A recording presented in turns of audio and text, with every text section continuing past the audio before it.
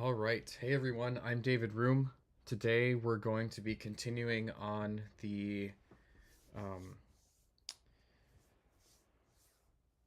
on the piece that I was working on the other night. So it's a 3D space art piece with two ships in view, and we made some nice headway with the shaders and stuff for one of the ships that we didn't have before. And we also did a lot of manually tweaking of a couple of shaders, and I'm going to try to codify that stuff now into code. Specifically, a couple things that I want to work on tonight are some updates to my default compositing setup. I'm hoping that'll be pretty quick. Then we can go on to some stuff that's a little bit more interesting maybe, but we'll see. So let's just jump right into it. I'm going to start up some White Bat audio here, and we'll get started. So this is their Chill Synthwave Dare to Dream playlist. I'm feeling like I want to listen to something chill tonight. So here we go. And let's just take a look at what we have now. So if you're new to these videos in my project, I am basically generating 3D space art with code, not like AI stuff, and not even really like procedural art, but I am creating ship models and doing layouts and even some shader programming in different aspects of Blender with code. So I'm just gonna actually, before we get too much farther, I'm gonna make sure I have the most updated versions of these models, and then we'll bring up the scene.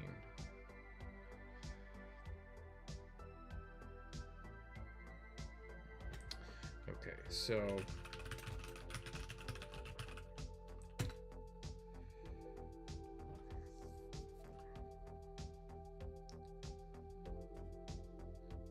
when I read this Python script, I'm generating some ship models.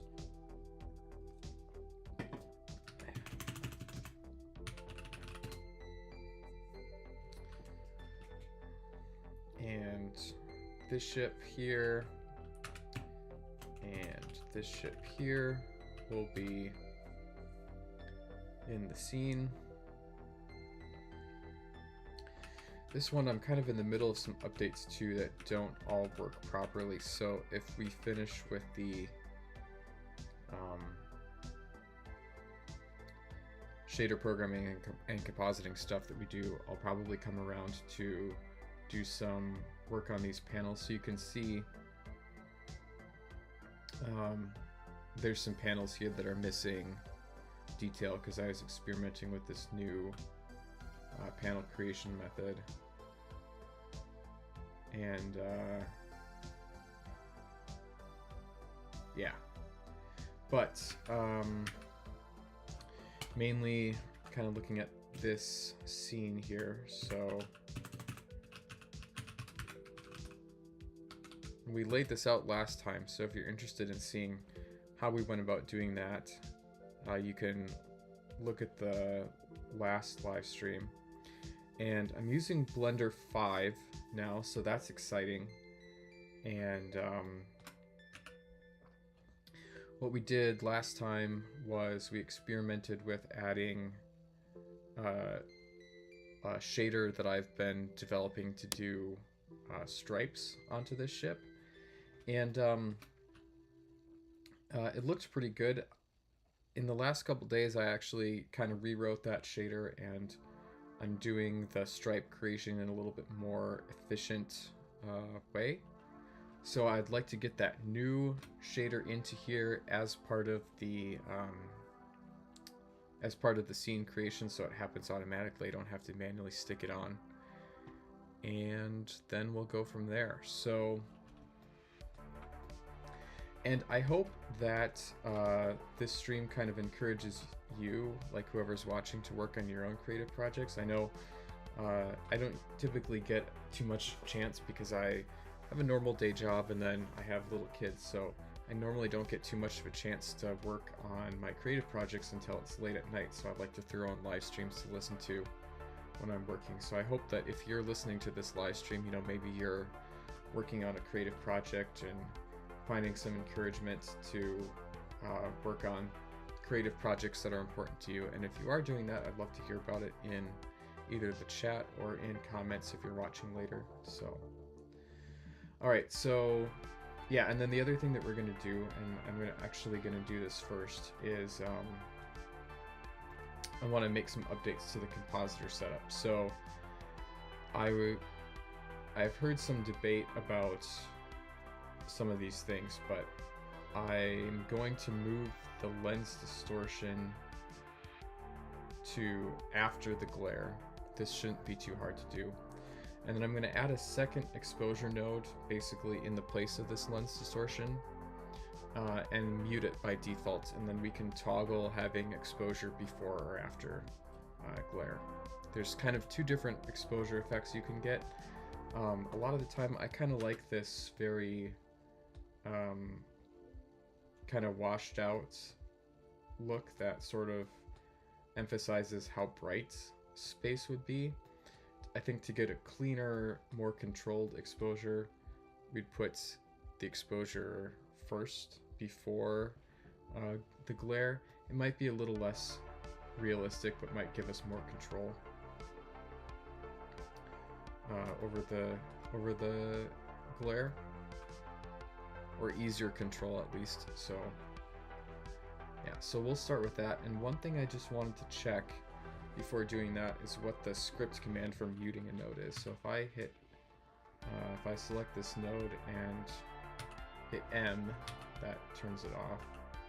Let's just see what that is. It's mute toggle on the node. So I need to add a new node update type in my interface to do the mute toggling. So let's get started with that. Okay.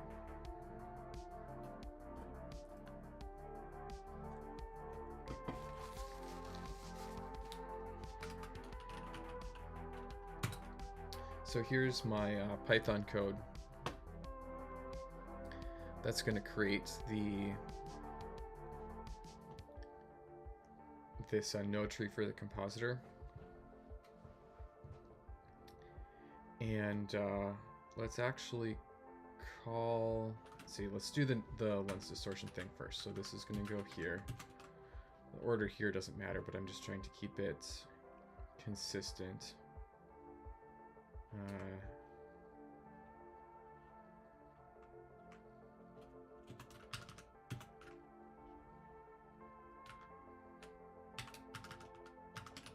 So put the lens distortion after here. And then we'll do an exposure A and exposure B.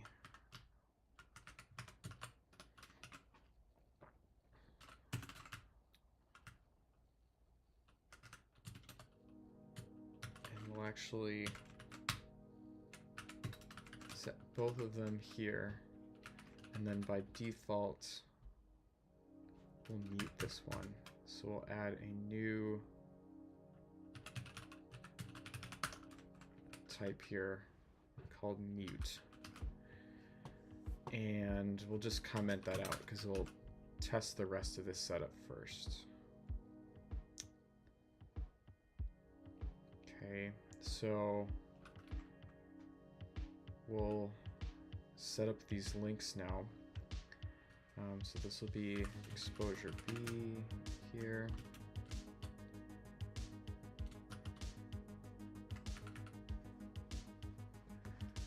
And we'll add exposure A.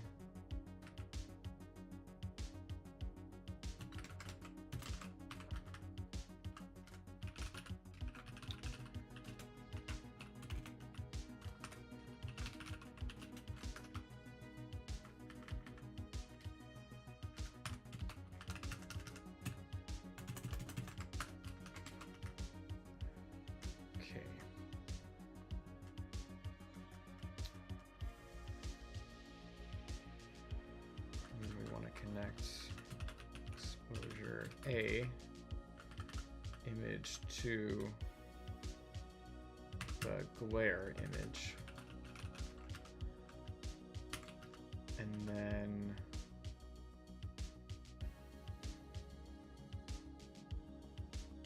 I'll actually put this here, so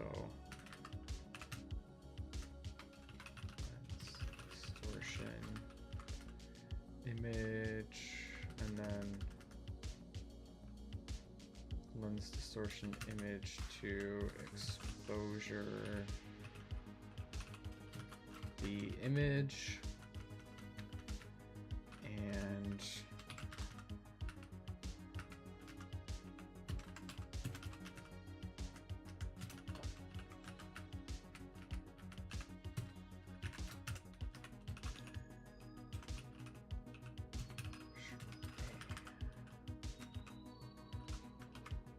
okay, let's just take a look at if this is doing what we think.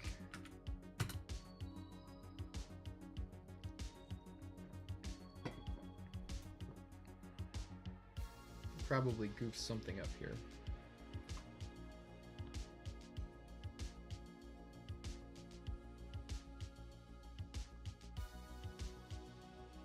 Okay, so we're missing the exposure setting here, but otherwise this looks right. We have our glare, ghost glare, and then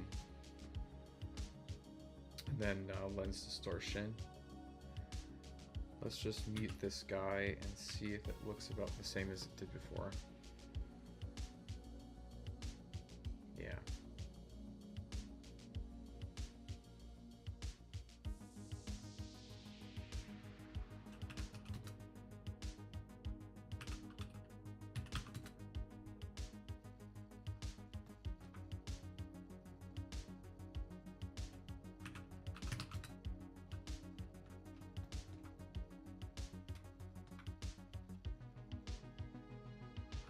Okay, so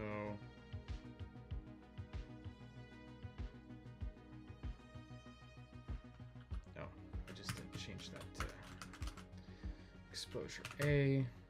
This should be exposure A. So now let's add that update type that mutes. So if I run this now, we should fail when it checks the update types. Oh no, it doesn't. That's funny. I guess maybe it only checks those for materials.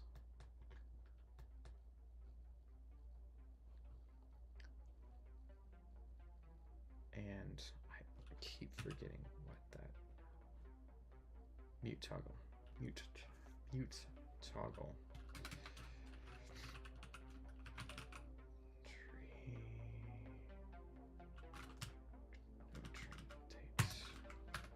I'm gonna just add a note that I gotta check these node tree updates for compositors. I won't bore you with implementing that right now, but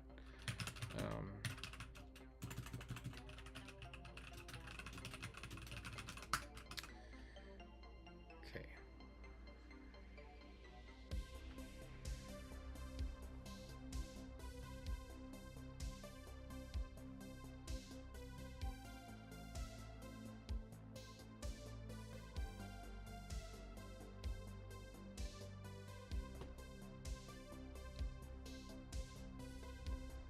So we want to just say if turn,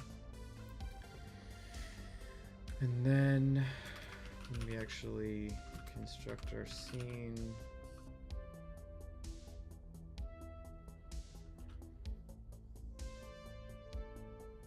link and update, range and update.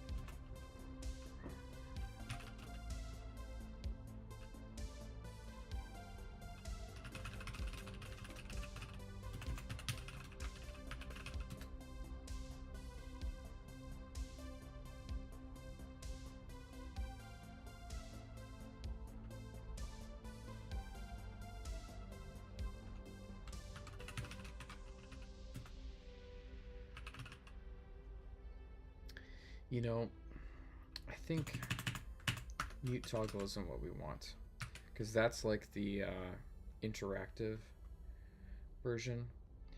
I gotta see if there's a way to do it actually on the node object. So let's see if we can figure that out.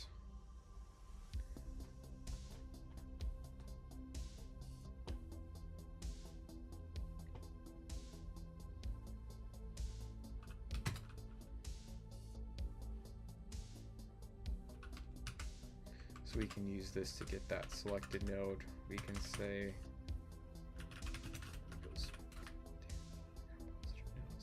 exposure node dot, is there something like mute? Okay, yeah, node dot mute. So we can just say node dot mute equals true. Yeah, okay, that makes more sense. And then because we want to be able to set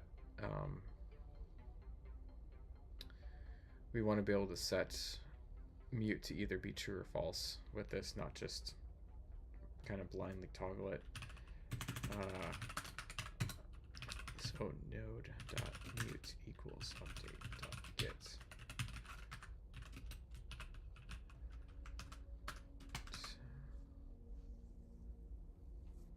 And actually, we don't need get. We can do that. Okay. So, yeah, let's turn that mute on.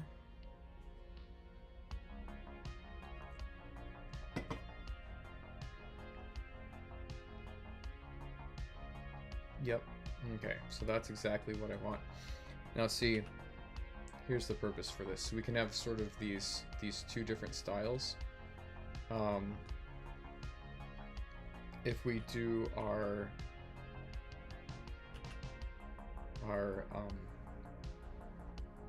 exposure correction before the glare is a little bit more refined and controlled. You can see that it doesn't look quite as glowy. Like, especially, this might be hard to see on YouTube, but like there's a lot of glow through here and here.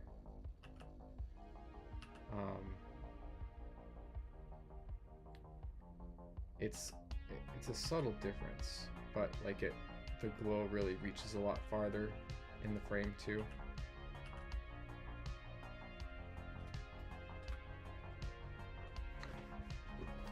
I think probably some of these darker details pop out a little bit better too with the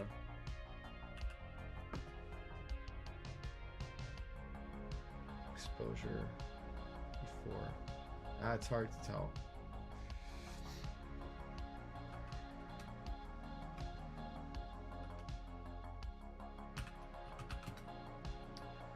I probably want to play with the light direction a little bit in this piece at some point, but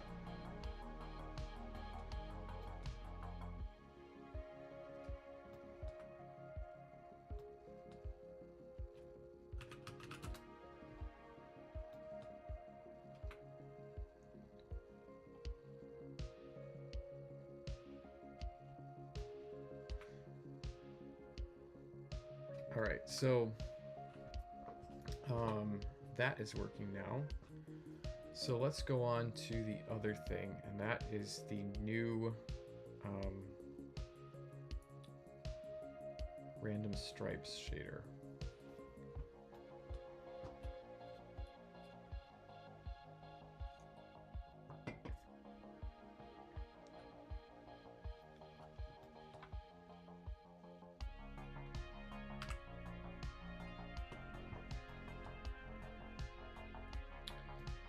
So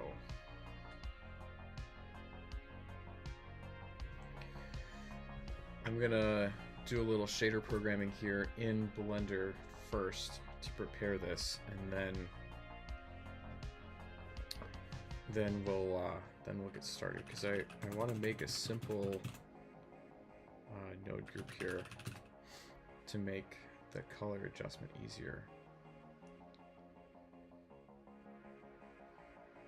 So here's my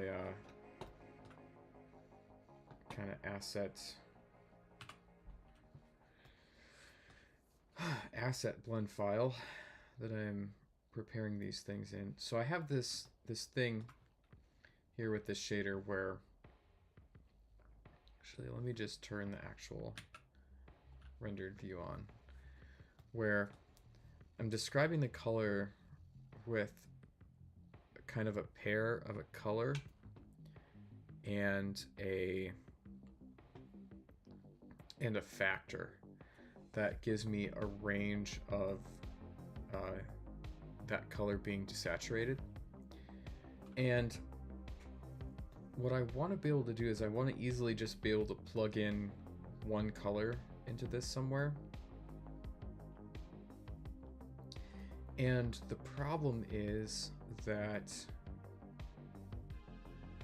we have, like, we're kind of taking one color into two, but there's like two different inputs that we have to mess with. So this is like going to be really simple and stupid, but I'm actually going to make a node group that kind of does this. So yeah, so what we're going to do is we're going to go around this and we're going to say make group. Oh, that's not what I wanted. Let's see.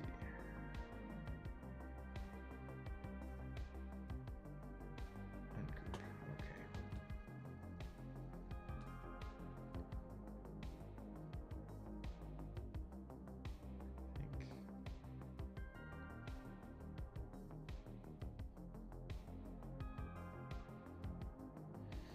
Oh yeah, so hey, Jupiter BJY, yeah, we're working on materials. I have a cool new stripe shader, and before I integrate that programmatically with my sort of base, my base spacecraft skin shader, I'm just doing a little messing around with adding a node group here. So let's see here. Maybe actually, if I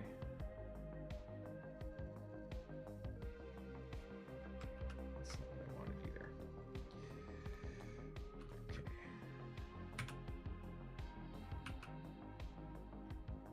I'm doing something live here that I don't know how to do. Don't know how to do. That's okay. Yeah, what we want is we want this factor. We don't want separate hue, saturation, and value here, so we can just do this. Okay. So what we want is we want a factor and a color input.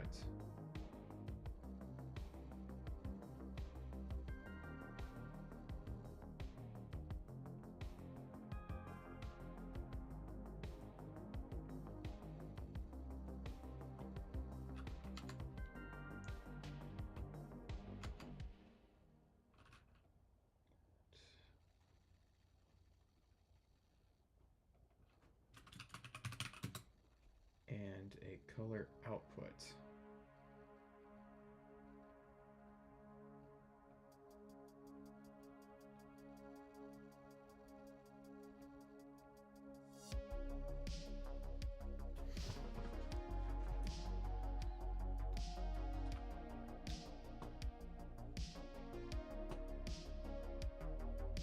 There's some really nice new node shader node stuff in Blender 5.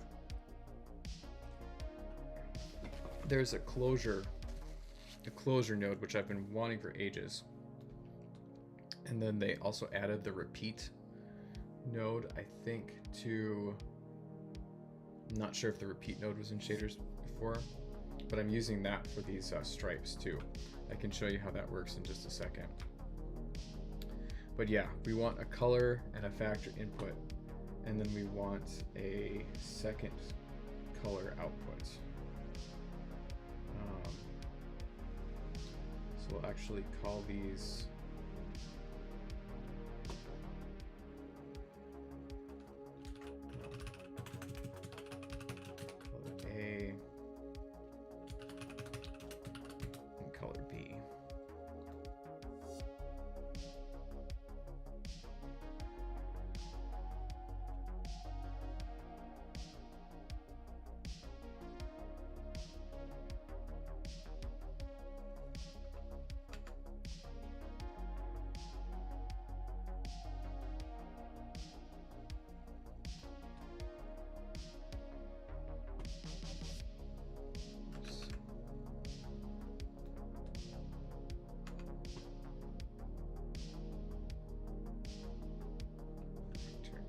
this factor is actually going into value.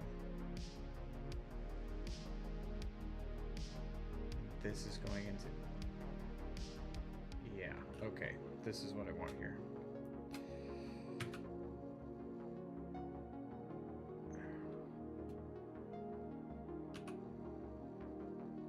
Sometimes these really simple things are like the hardest to reason through what you're trying to do. So then this way we can disconnect this here and its color A and B in here like that. Now that doesn't look right, so what did I goof up? Oh, that's interesting. Did I actually, was I actually doing that?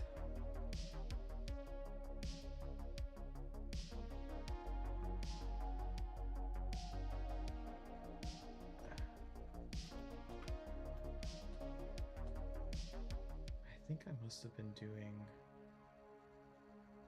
this.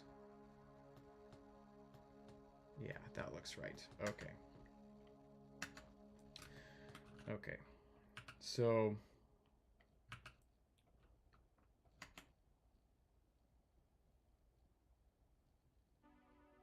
color in. Yeah. Factor is a value shift. Yeah, okay.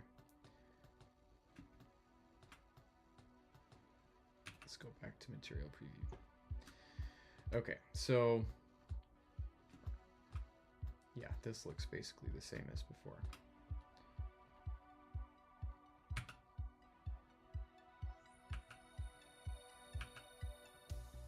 And this, what do we want to call this operation?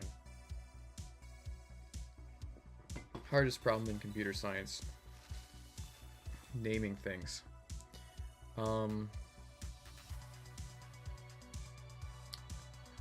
Let's just call this, because it's like a value color pair. Color pair. Call this value color pair. Okay, so what we want to do when we bring in our stripes is basically hook that stripe, this multiple stripes node group into the color input of value color pair. And that should give us the effect that we want. And I think, let me just see what are there defaults for this that we know? I'm not sure. I feel like I set these defaults and then they don't actually work. But maybe I'm not setting them right. Let's make nice offensive defaults for these so we can tell if they're working.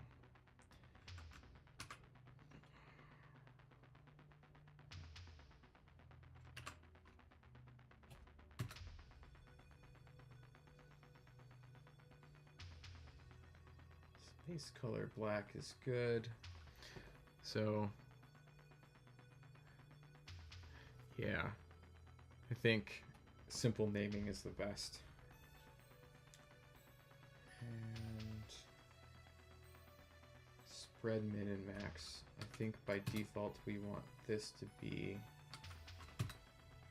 1, 1, minus 1,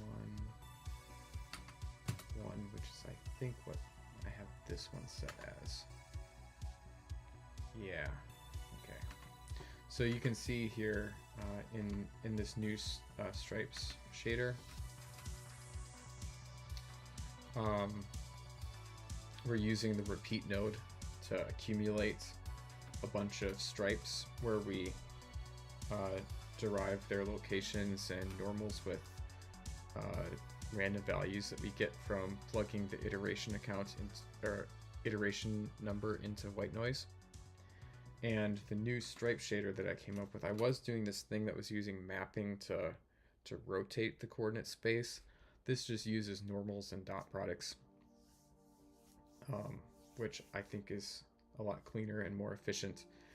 And that first shader that I wrote, stripe shader with the mapping and the rotation, like took me forever to get it right.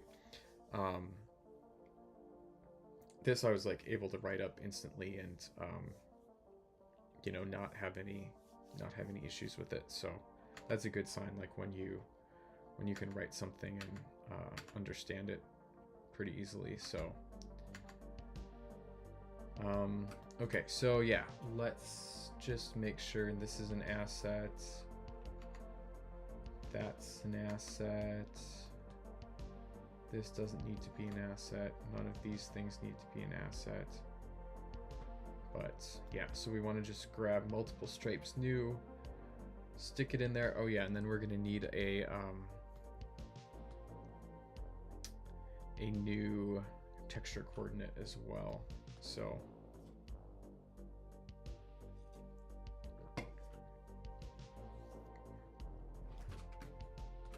all right, well, let's go for it. Let's see. I'm gonna have to refresh myself on how I do some of the group stuff here, so bear with me.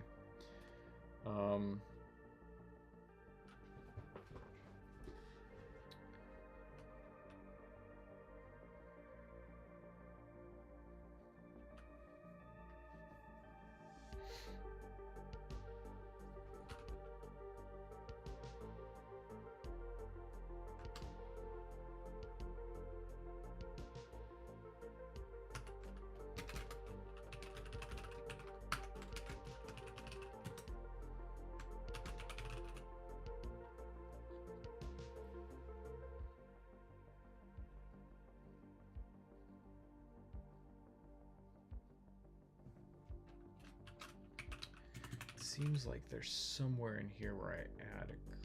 I think I had a group somewhere, right?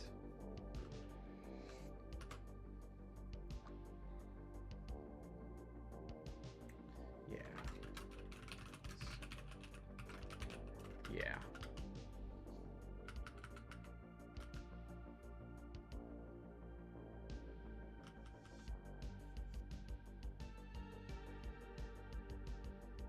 Yeah. Yeah, that's right. So Jupiter BJY asks, is that number behind function the name, year, and month when it's written?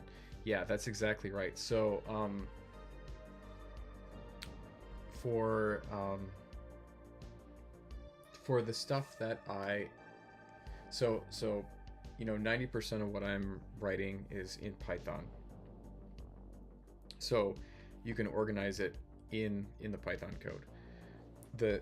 For the assets that are like written in Blender, because I can actually generate node groups with my Python code as well, but for certain things that are more complicated, it's just way easier to write it, you know, make it in Blender and then just mark it as an asset and import it. For that stuff, I keep a few different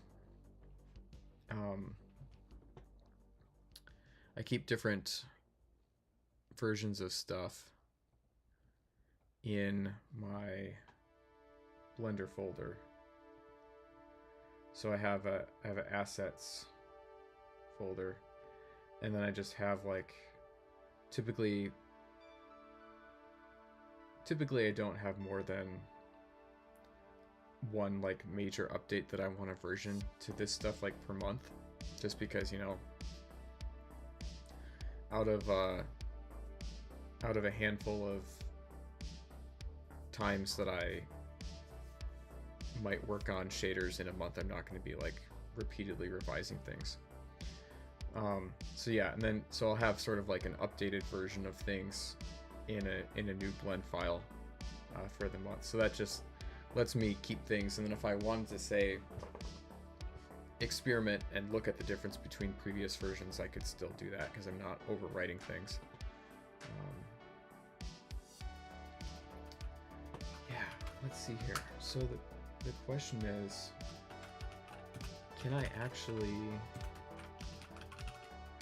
make a new node group with my interface? I think so.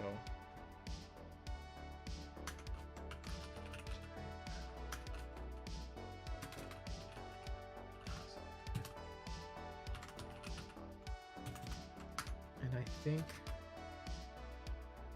yeah, I think I actually do that in the,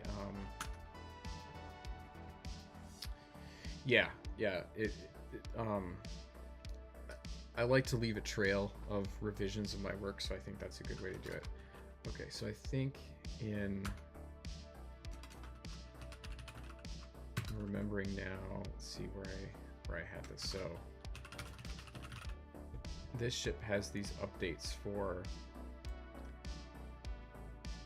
applying curves or applying decals, and I think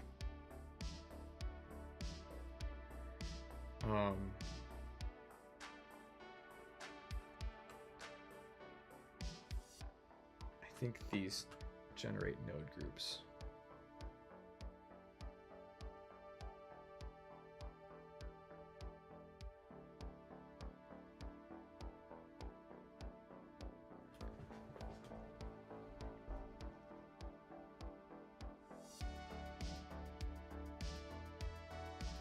I just wrote the dang thing out. I wonder.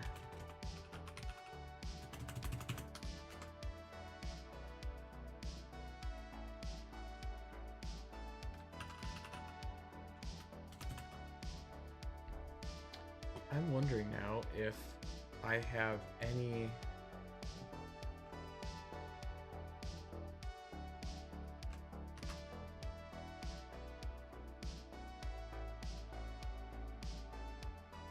I'm wondering now if my Blender interface can do what I'm picturing, which is bringing in that node group. Let's see here.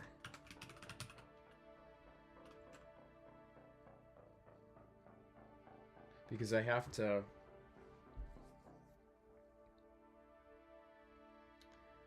load it as an asset first.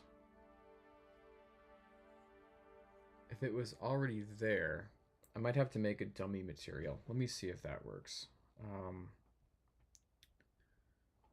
Yeah, we'll do that. So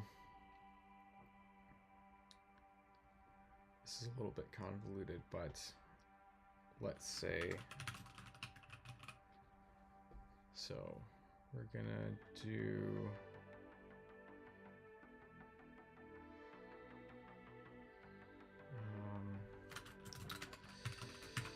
matte stripes dummy.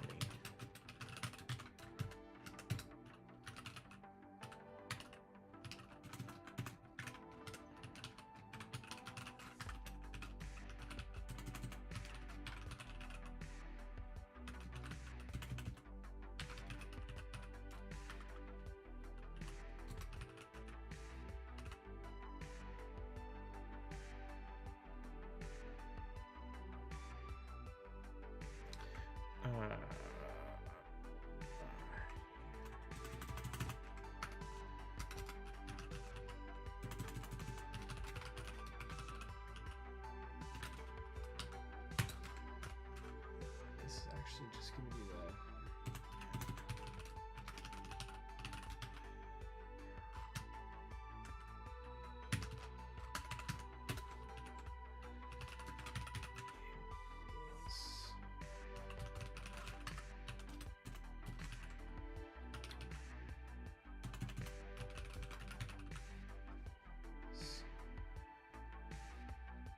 just call this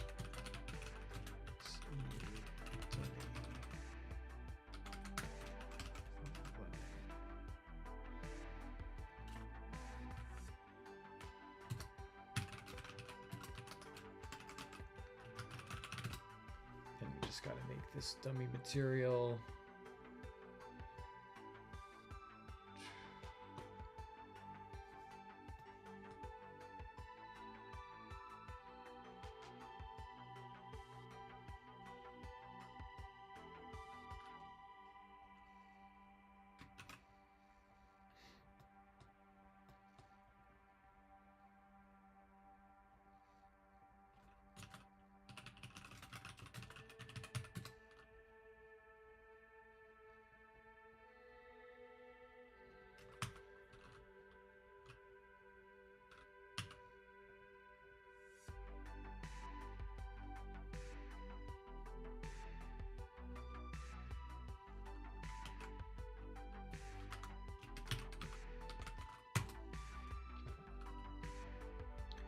And if I put the date at the end of the material, then I pretty much know which source file it's in the asset library too, without having to, you know, query things programmatically too. So that's a nice benefit. Kind of, I sometimes find that when you put like a little bit of redundant information in the names that you have for things, that makes things easier to find, you know. You don't want to be super duper redundant to the point that you're spending a lot of time like updating all these redundancies, but if you're super terse, then that can lead to inconsistencies and make things make things tricky to find.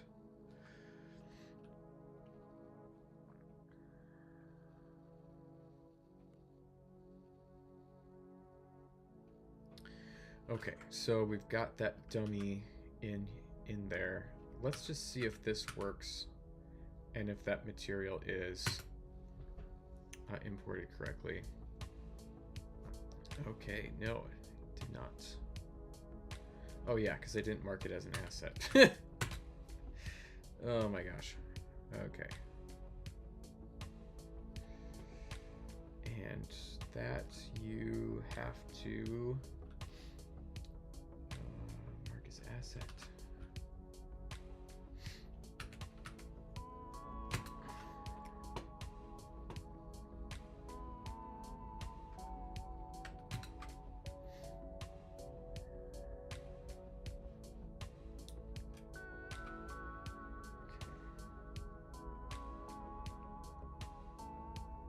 So I should have that stripes dummy. Yep, stripes new dummy, and there's that node group. So I should be able to make a node group that that loads that up now. So, all right. So Astrograws says, "Yo, hey, how's it going? Nice to see you here." Astrograws. Jupiter BJY says stashing and checking out commit is annoying time to time, so this method makes more sense to me. Yeah, I would hate to like be like manually toggling back and forth between two versions of, you know, the same named Blender file. I think that whole idea of, you know, updating things by not deleting them, but like just storing an updated version alongside the old thing, I think is just a really useful idea in general. It's kind of how Git works, right? Like Git stores and lets you reconstruct a sequence of updates to your code and makes it trivial to switch between versions. There's other things like that too, like the super fast databases don't really like overwrite values. They kind of like record, oh, here's a newer dated version of the value that goes in that particular index or is associated with that particular key in the database.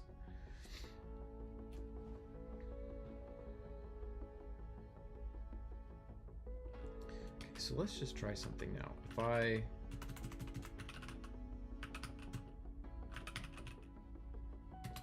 group, that should be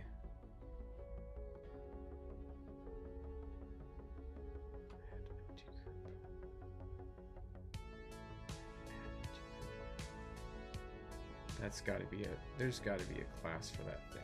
Let's see here. I'm just checking some of my assumptions here about how you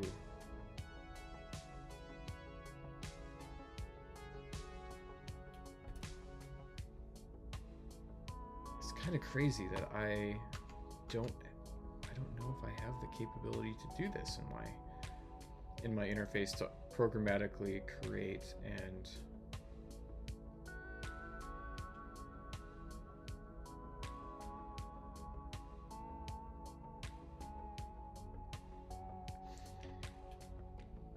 this is one of those tricky things that is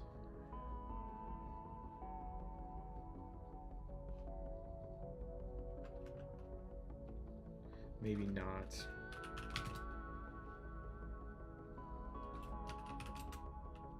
obvious. Let's see here.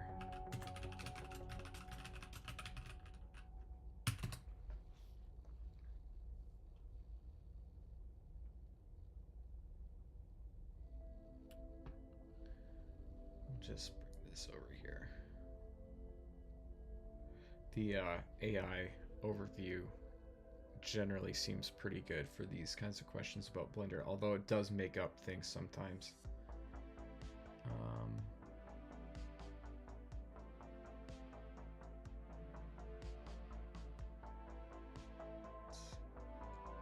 I don't want to make a new...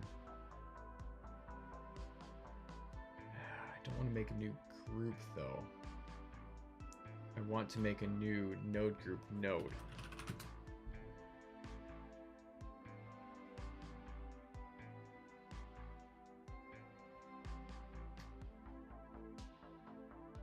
Come on.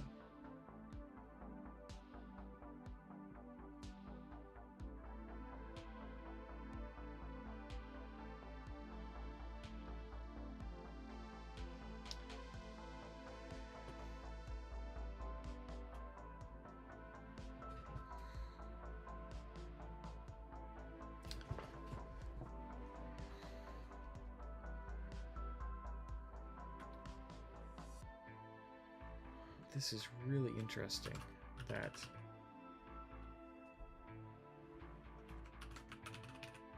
I haven't done this.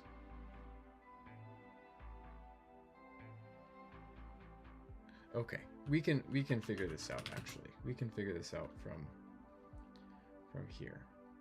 So let's go in here. I can make a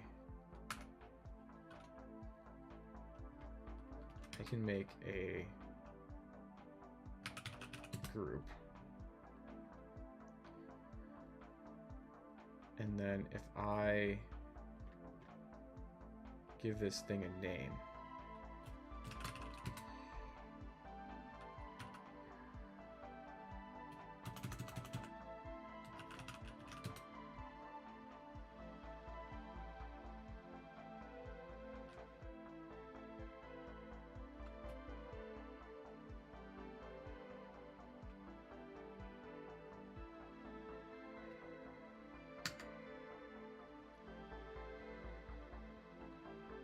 let's just make inputs and output socket just connected together just for now. And then let's make another node group. Yeah, so Jupiter BJY says BPY scripting needs some better documentation, my newbie perspective. Yeah, I think the problem, it's very powerful, but there's certain things that it's pretty easy to figure out through the scripting editor. There's other things that are not, because you have this whole like ops thing, which is kind of like how you would do things interactively, and then there's how you would do things actually operating directly on specific data structures, which isn't always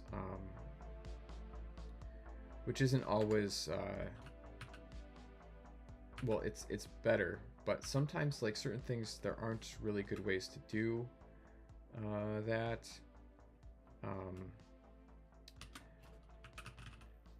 Yeah, and this is like a complicated enough question that I knew the AI overview wasn't gonna be able to answer it too well.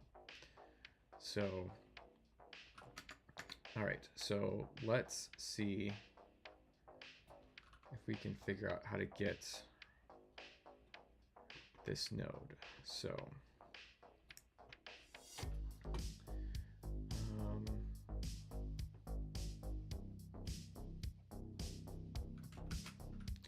let's just maybe just make a nice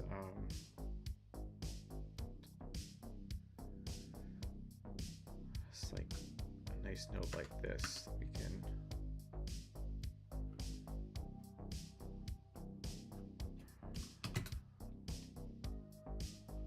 so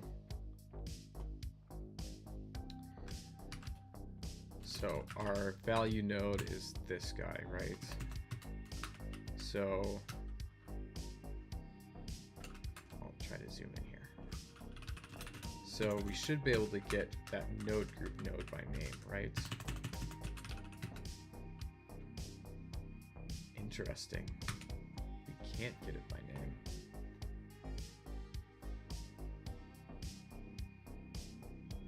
Oh, that's why.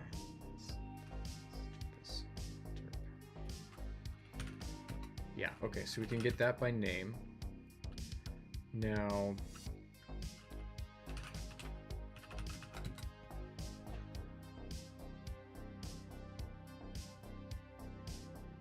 let's see here. So now this node's inputs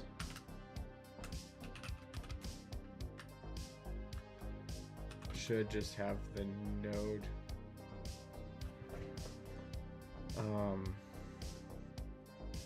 but let's see, there should be an attribute that lets me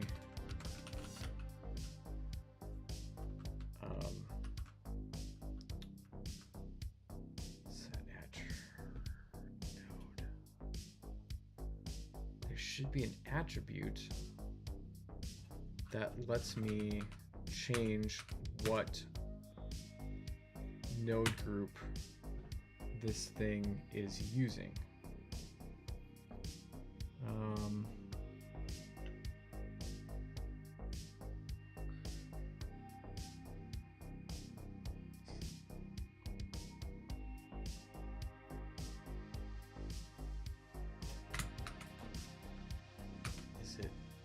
Is it? I think I know what it is. Yeah. It just has its own node tree.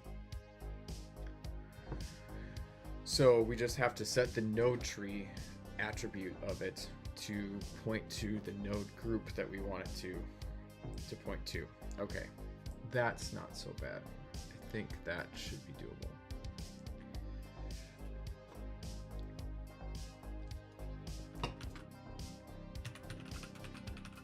And I don't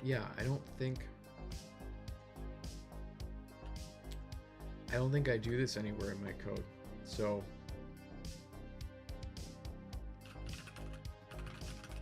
I'm not ashamed. Yeah, and it's a shader node group is the type.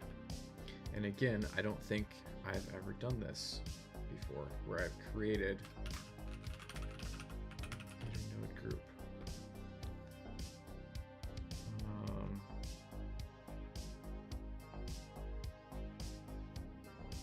Yeah, I have this. Oh, okay. Yeah, I've got logic for updating the inside of a group. I don't really need to do that here. Find a node group by name. Yeah. Where do I use this? Git.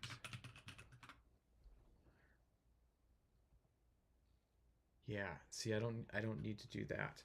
Okay. I think we have the pieces that I need here to be able to do what we want.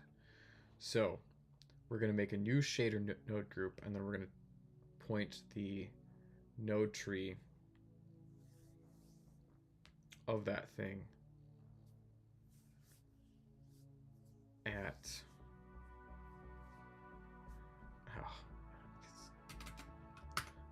update node tree.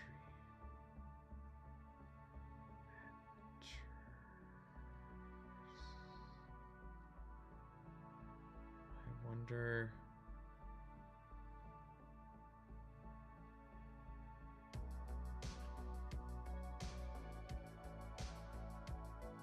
Yeah, I've got to add another little hack here.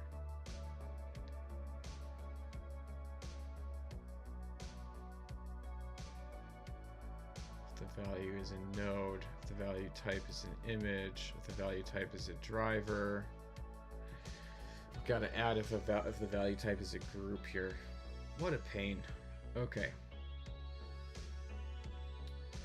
So type driver.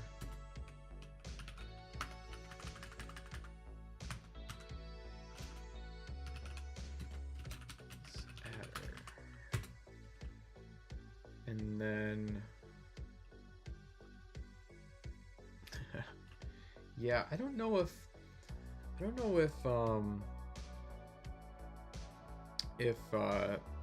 there's really a better way to write a lot of this stuff in Blender. It's just sometimes there's a little bit of a disconnect between the internals and the UI. In that case, it's like, oh yeah, it's pretty obvious that a node group is just a node tree. So a node group would just have a node tree as a field. So yeah, this is going to be group name equals, and I think like for node, what's here?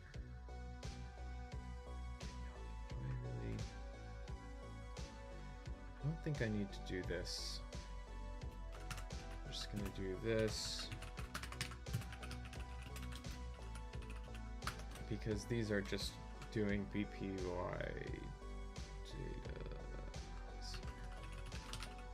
data.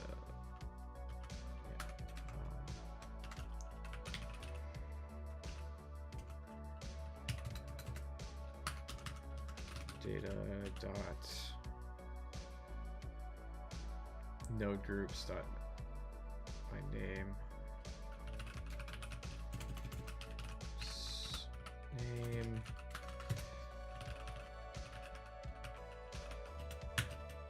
and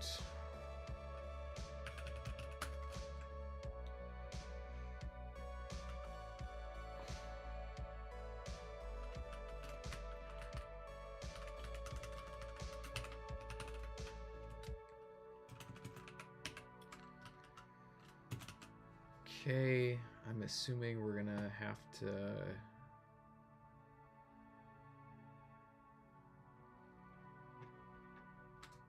see. Check.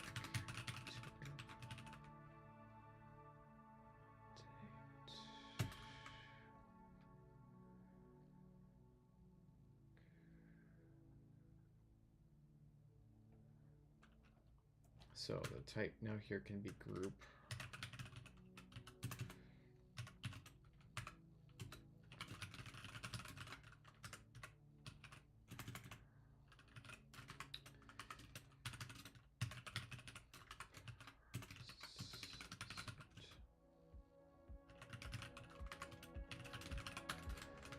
Okay, I think that takes care of that. And let's write the updates now. So we've got our dummy. Now,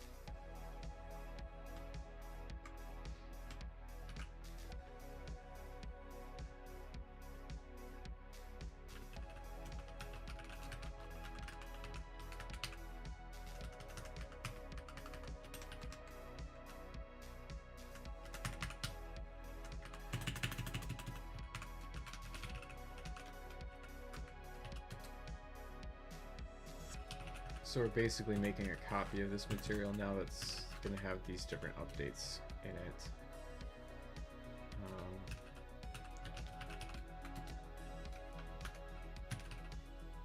Let's see, fuselage, it's true, updates, and for now let's just leave this blank and make sure that we're getting the right material in. Let's just keep this in order here.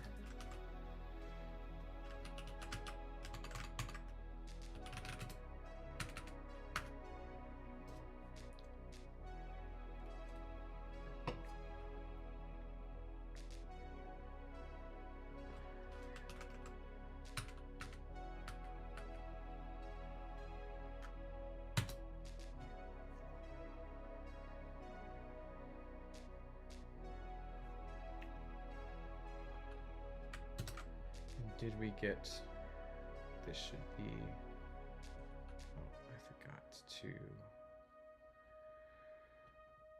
update this.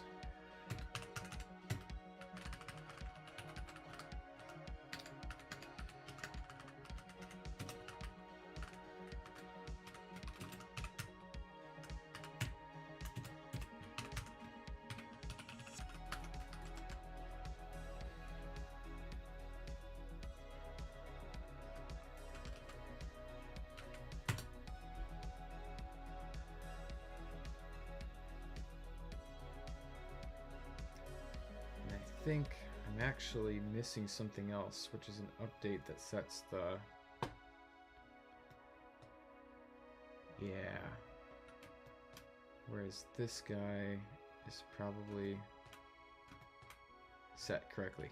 Yeah, I'm missing a update here that sets the texture coordinate on these, but yeah, we're getting the stripes copy now. Let me fix that update here quick.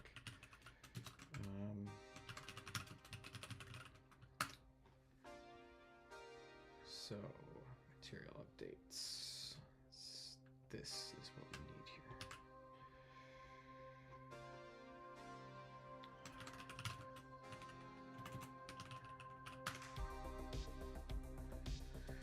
So this is just in the sequence of the operations that creates these things. It's a pass that comes through after everything is created and updates the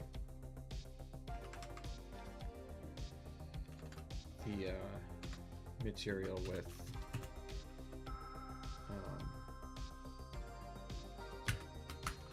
the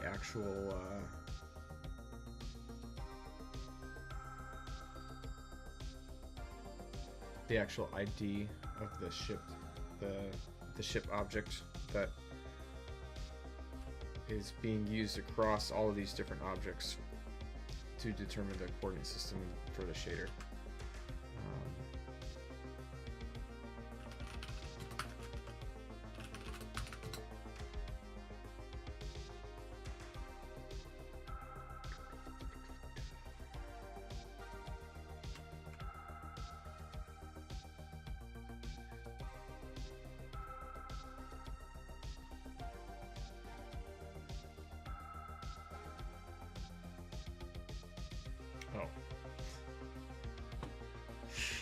Oh man.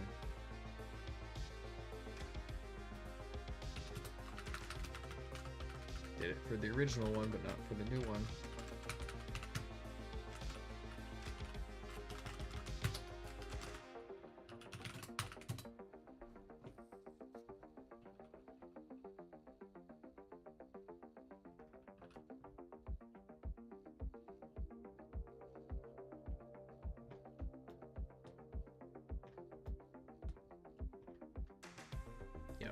Okay, so yeah, so now all of these different objects that have the shader is using the coordinate system of the overall ship, which is going to be important when we get into the actual stripes. Okay, so yeah, so now what we need to do is we need to add an update to this material that basically is going to stick that stripes node in here, connect the color out of it into the color input of the this value color pair, node, and that should do it. So let's add this update here. So we're going to add a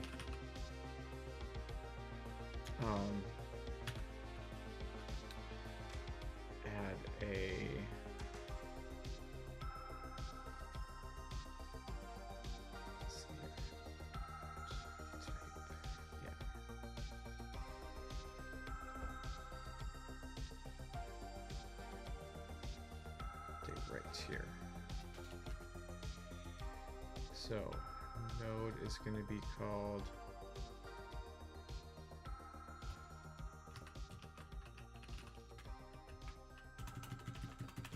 what is that node going to be called?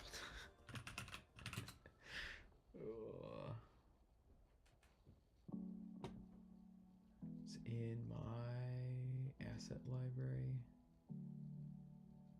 Multiple stripes new.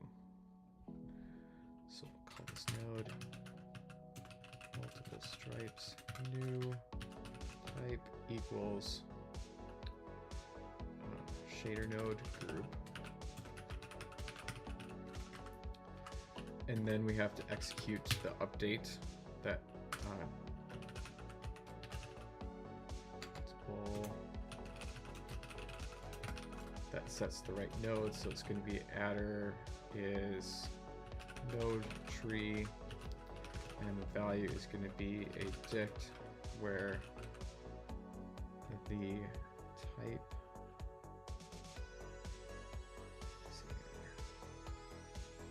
type is a group, and the name is going to be stripes new, because that should be in our node groups now because we loaded that dummy.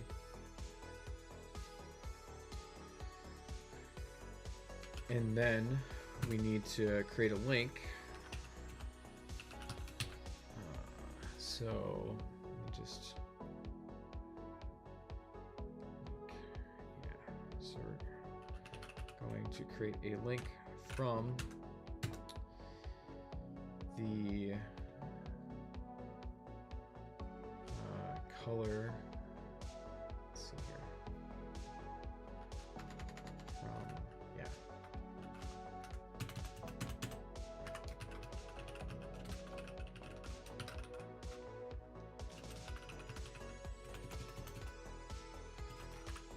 Color output of this to the for the life of me, I cannot remember the names of these things. Okay.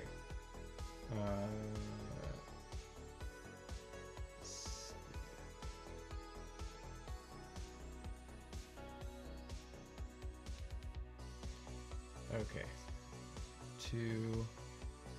It's gonna look awesome, Jupyter BJY. So I've been seeing this value color pair. I've been experimenting with this a little bit, and it looks really cool.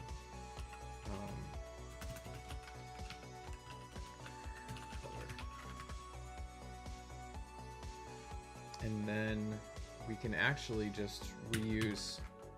We don't need to make a new texture node. We can reuse the other one. So we just want to do a link from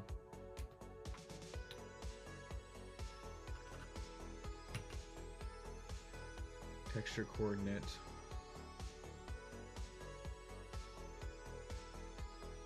object to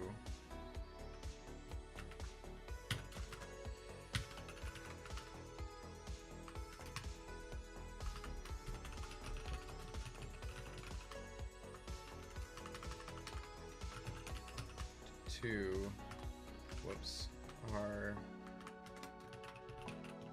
stripes new vector. All right. Now, we're not tweaking any settings yet, but let's see, will this work? I'm not really expecting it to work We've got this new update type. A lot of different stuff could go wrong here, but this should be all the pieces that we need to do this. And great start.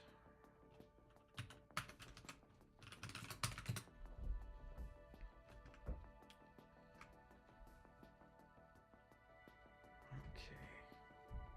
So it didn't find multiple stripes new.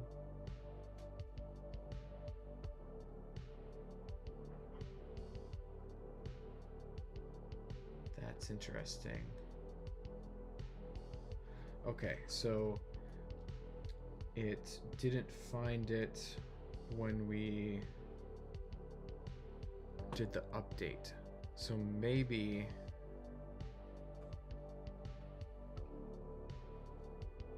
let's see what went wrong.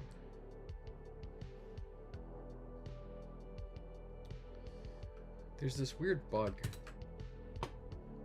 I don't know. I think it's just a Mac thing because I haven't seen this on Linux where you get that white rectangle.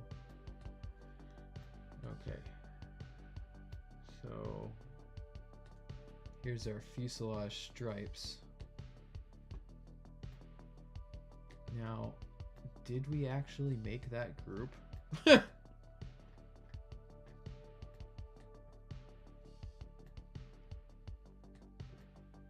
feel like the problem might be that we didn't actually make that node group node.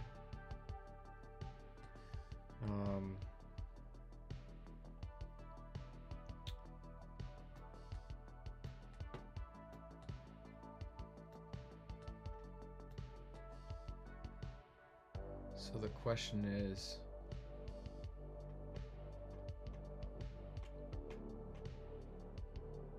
what happened? Let's try to debug this.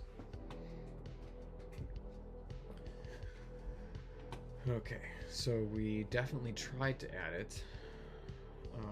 Shader node group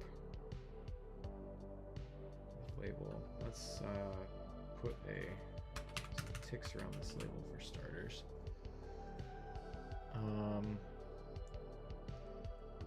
None of this.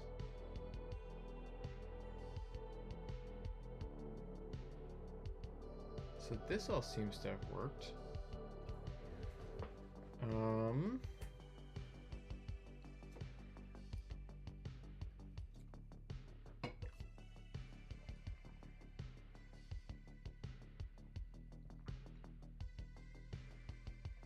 Let's just print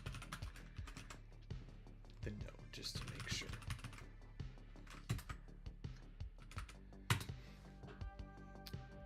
Yeah, white flashbang and shader node graph is the least thing I expected. Yeah. Okay, so that's interesting. So it made it, but it didn't update the label.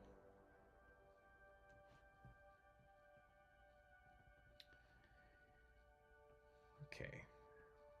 So maybe labels work differently for group nodes. Let's try to debug that here. So let's say I add a group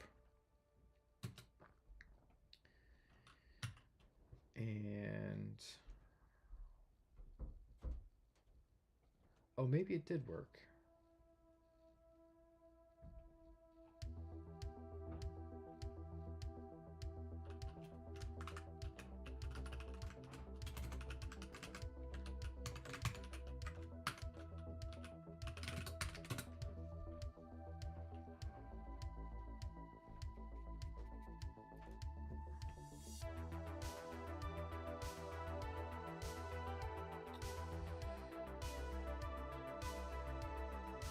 Yeah, so it added it, but now it can't find it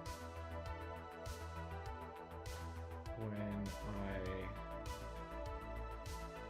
get it by name or label. So let's see what's going on here. this should be not super hard to debug manually.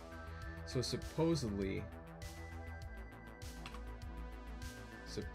we have this node in here somewhere, and I don't see it, so I'm suspicious that it's actually getting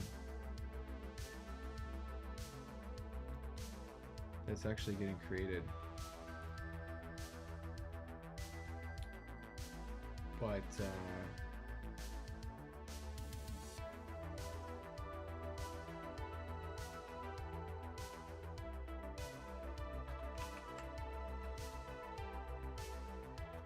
let's just again, let's make a little dummy here to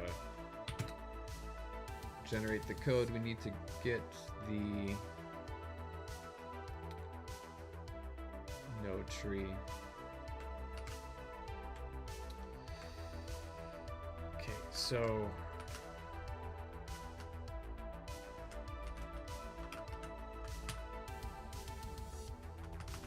here's our tree.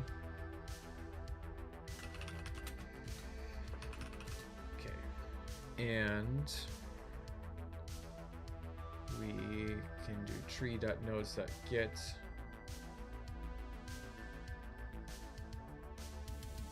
or loop through it and look for a label. So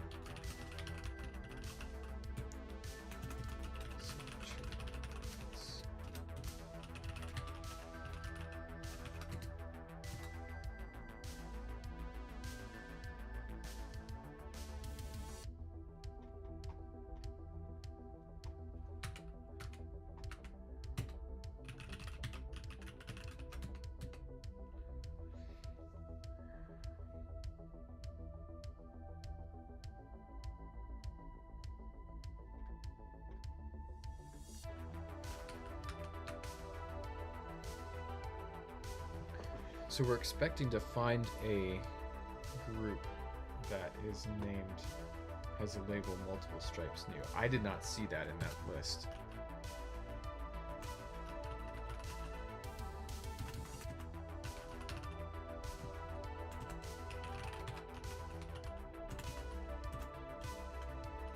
Actually, here, let's just get these into an actual list here.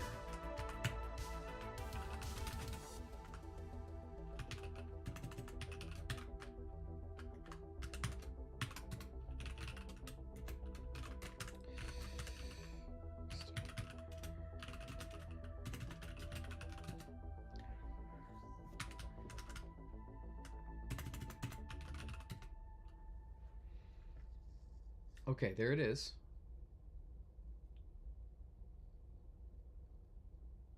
Multiple stripes new. So why couldn't it find it? Do I just have like a dumb typo or something? Multiple stripes new. Multiple stripes new.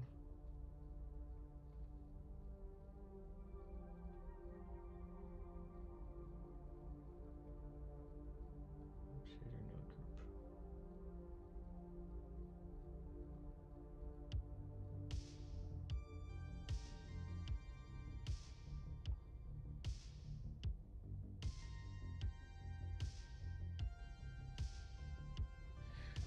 Let's just make sure that the right thing is failing here.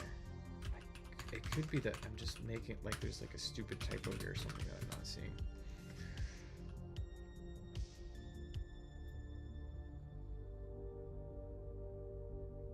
Yeah, none type. Why is that? Now that to me looked like I saw a node that was named multiple stripes new. I had that label. So I think this was working, right?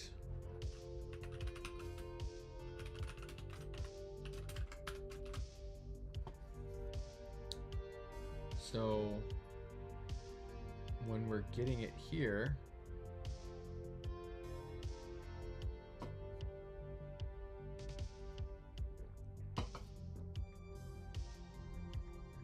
we're not getting a result.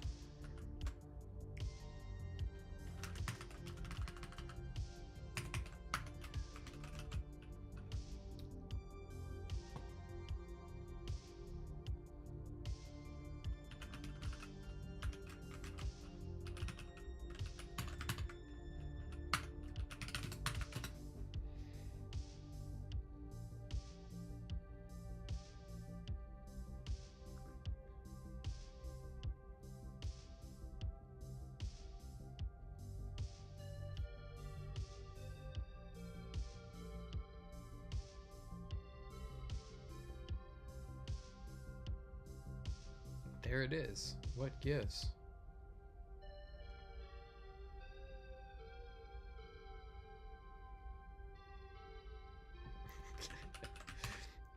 Yeah, something goofy is going on here. I feel like I'm gonna have an aha moment where it's like a really like some really stupid mistake that I'm making right here in just a second. But it's like I see it in the list. I see it in the list.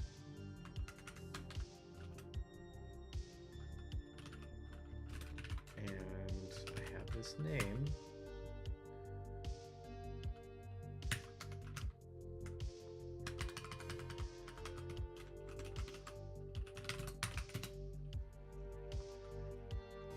As soon as I can crack this nut, the rest of it's gonna fall into place.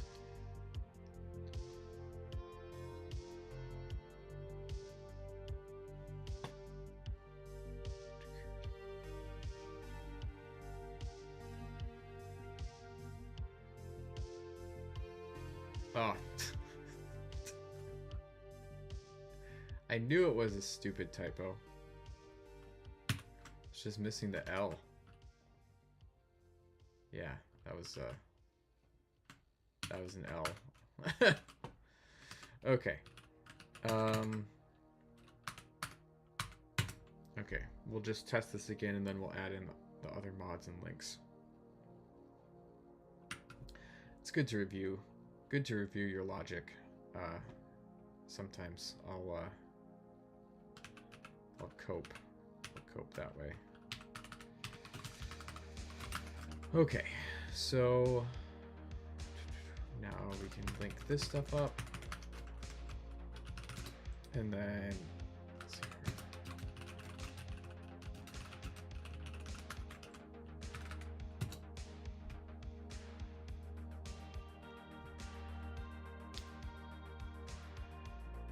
Getting close to the end of the playlist here. Ah, cannot find value color pair.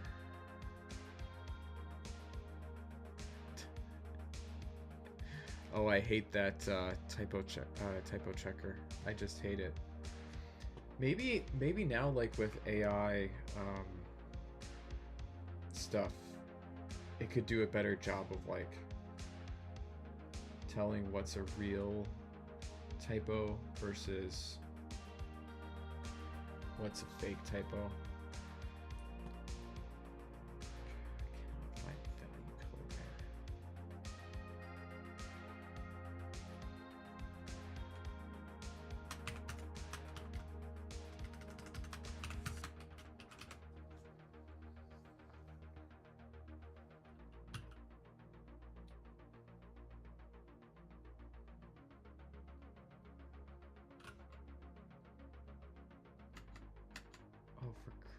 Oh, jeez. Okay.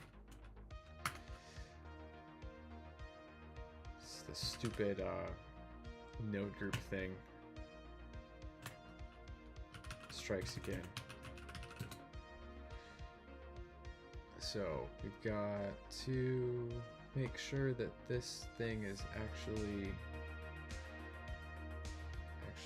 either has a name or label that I expect.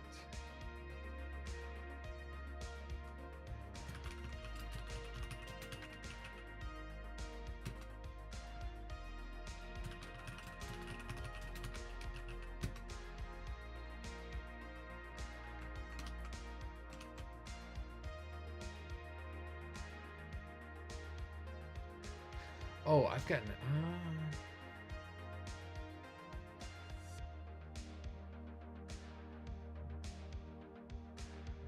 just for kicks and giggles, I just want to see if this would have showed me what I wanted it to. If I tweak this. No, it doesn't.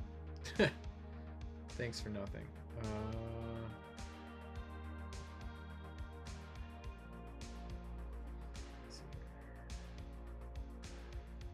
Yeah, okay. Oh no.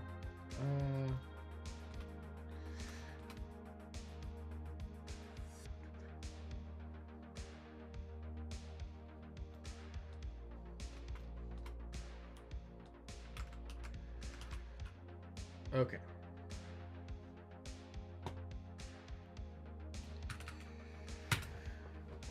For the people who are just joining, things have probably gotten a little bit more interesting. Yes, it worked. Okay, so now let's look at the node tree before we so Jupiter BJY says, I rather miss old type of checker. The new one added in 2025 versions became just god awful. Even a text for the word blacklist and whitelist. Oh my gosh, that's bad. Yeah, it's like one of the first things when I do a new PyCharm installation is just turning that crap off. And yes, this looks like it worked.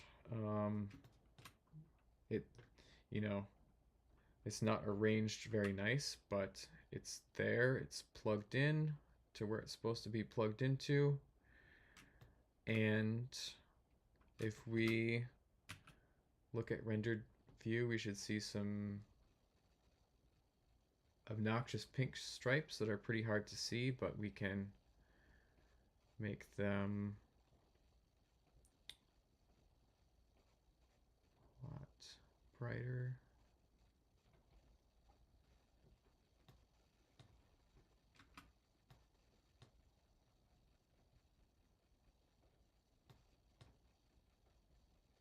Yeah. Okay, yep. And then we need to adjust a couple other things here. So let me get some more. Let's do LA Sunset white bed audio. That's a good one. Okay. Yep, so now we just need to tweak these new parameters that we have. So we've got our Y min and max. We've got our spread. I think spread should be good. Yeah, just wait till you see it here in just a second. So we're gonna want our color, of course, and our Y min and Y max are gonna be the main thing that we want to tweak. Let's just bring this over here and we can look at it because I can't remember stuff for crap. Okay, so yeah, so now we can add in these updates. So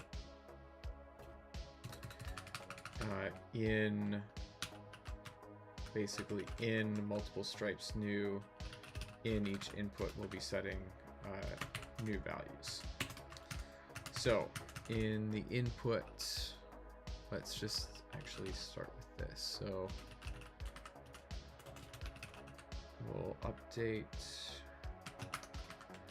with min, with max.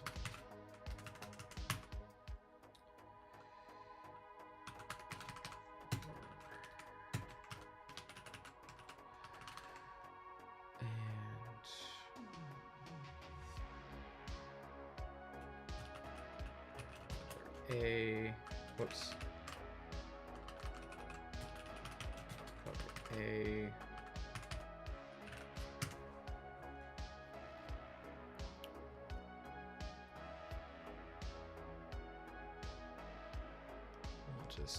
we'll just do something really simple here for this. For now,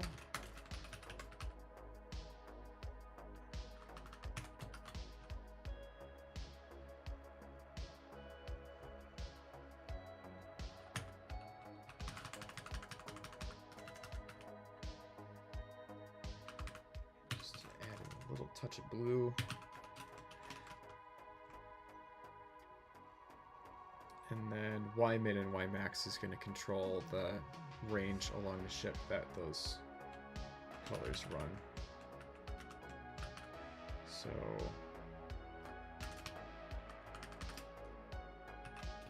Y min should be like, I think, is it -20? And Y max should be like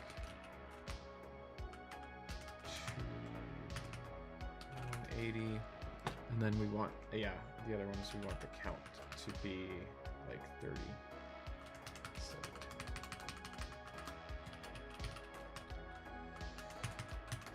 Okay. All right, here we go.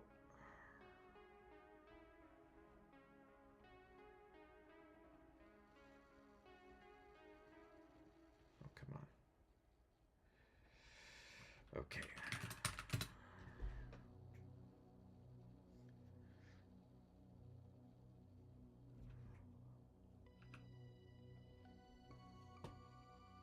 There we go.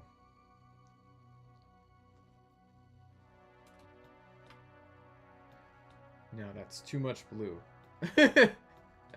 That's too much blue. It's purple. And we can bring down our exposure too. But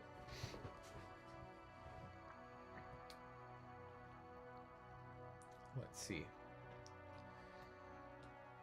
Okay, so let's do like -6 for the exposure. Yeah, it looks gift wrapped. Yeah, it looks a little too Christmassy. Oh, that's really interesting. What happened there? It like there just randomly ended up not being any in that middle part. That's far out. Perils of random generation, I guess. Okay, let's just tweak this interactively and see if we can get something better.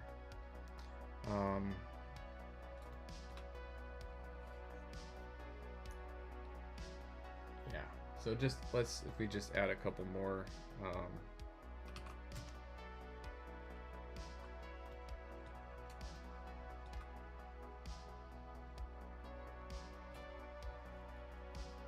Let's see here, and this. I was experimenting the other day with just gray, but let's see here.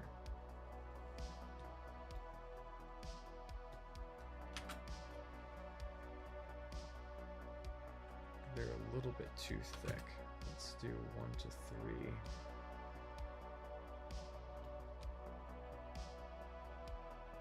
And yeah, definitely too blue.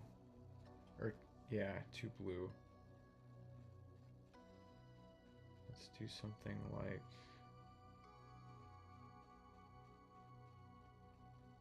actually here, let's just turn this count down to 10.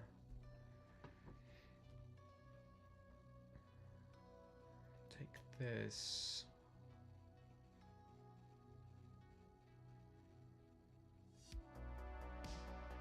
Okay, now something goofy is going on here because I'm not getting multiple colors. I'm just getting one.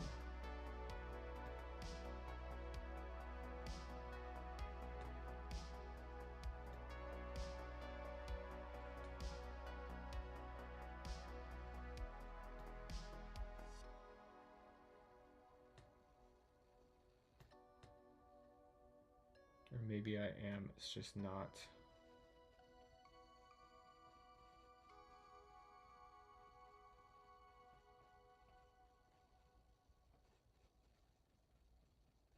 Okay, it's just too hard to tell. Yeah. That's what's going on. It's just these aren't different enough. Okay, I gotta really drop this down.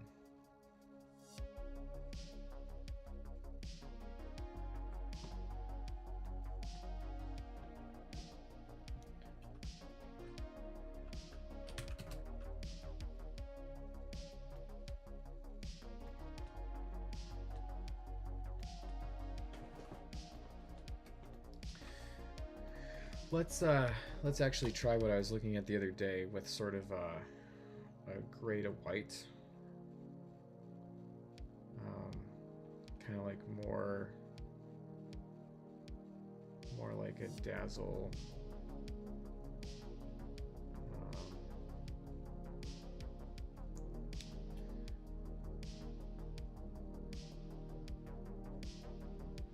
Like a dazzle kind of thing.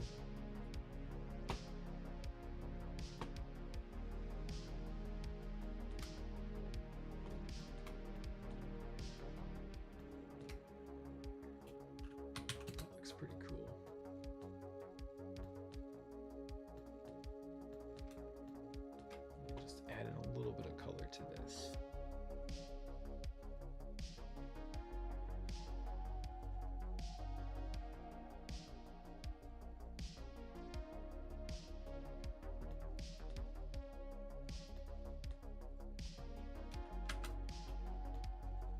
Looks pretty cool. Let's just try a couple things interactively.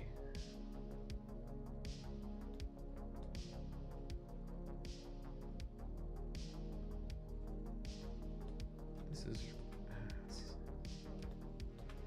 something is a little slow here.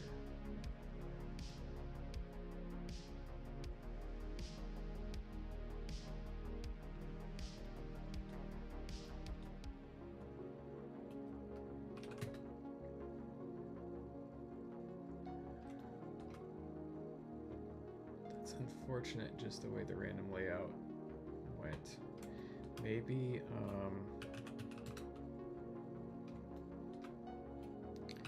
I reduce my spread a little bit.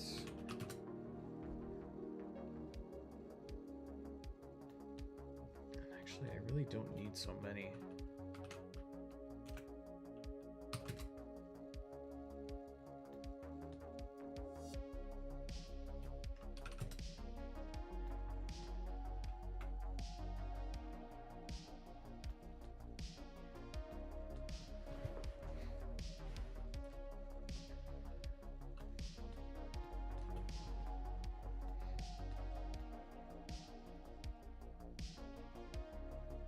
That's interesting how they're grouped. The fact that they're grouped like that makes me think that there's something that I need to adjust in my shader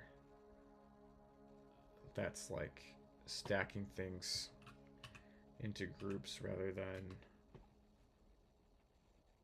truly spacing them out randomly.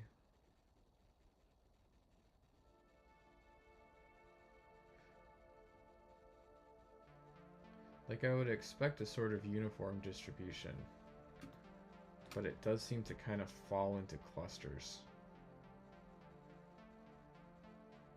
I don't know. It's hard to tell. I think I need to go deeper than minus 50. I need to go like, yeah, like minus 50.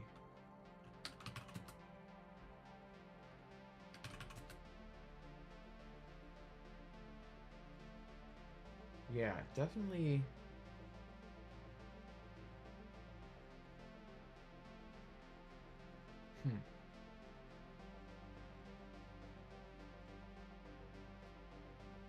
Definitely needs, like, there's some clustering going on, but yeah. Overall, I'm pretty happy with how this looks, and I think if you give it a little spread, one neat thing you can do is you can have them all going like one direction diagonally if you want. I think that's kind of a cool look. Like 2 stripes just going diagonally. I think that's cool.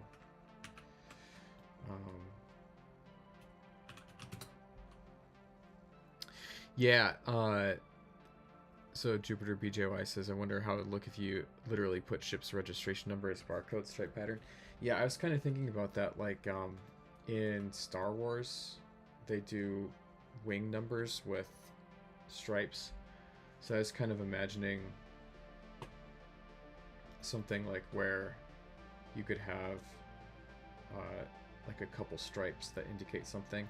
So I can do like individual, I can do individual stripes. So if I wanted to like do specific things to actually encode information, this is kind of designed to be more of like almost like a dazzle camouflage kind of look. I think especially when you add more, it starts to look like that more. So not really for encoding information, but more just for like throwing off optical sensors or just looking cool. But yeah, here let's just encode this stuff here back into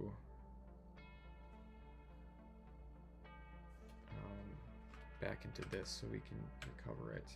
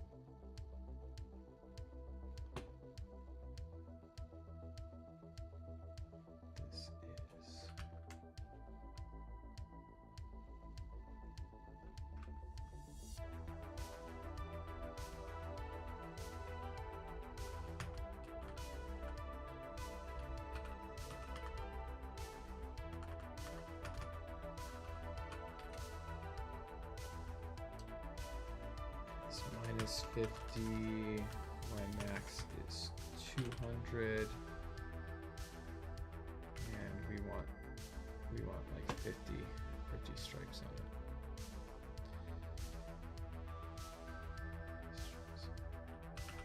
Bigger maximum.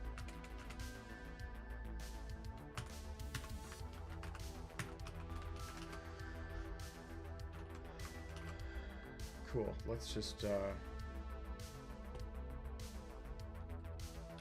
run this again and see how it looks.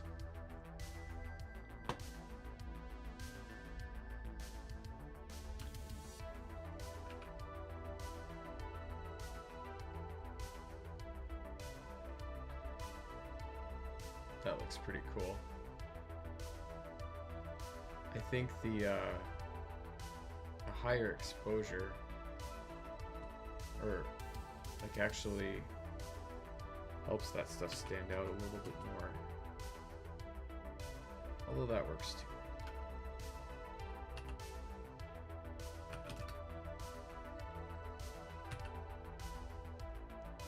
You definitely get like a clearer image with the exposure before glare.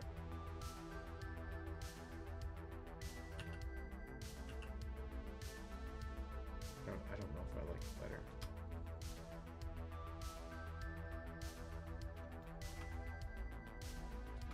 The other thing that I need to figure out a little bit better too is star brightness. Let me just look at that quick here. This, if I put my actual stars back on.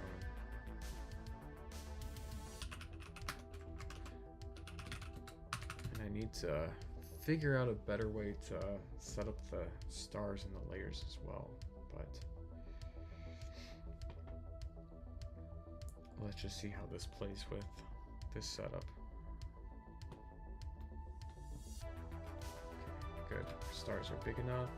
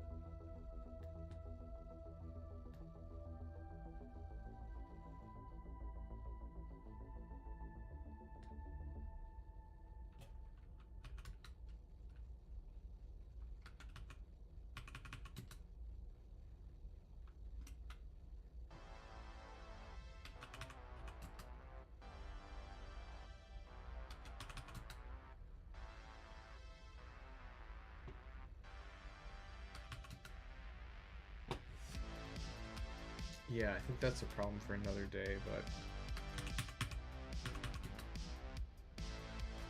there's a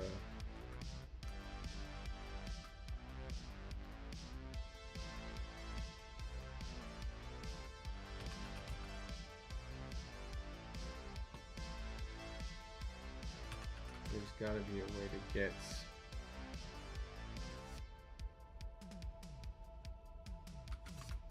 this stuff to play nicer.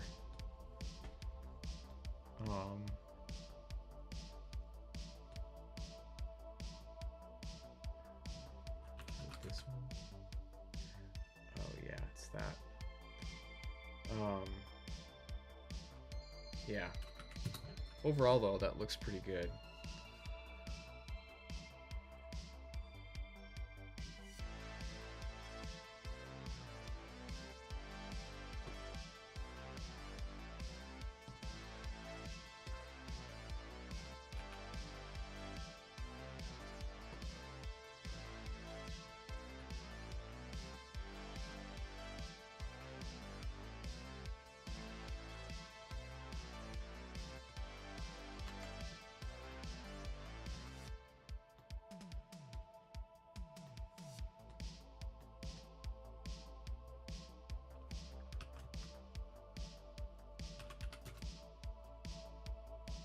Okay, yeah, that's what I want. I want a much smaller brightness fall off. And I want this value to be smaller. Oops.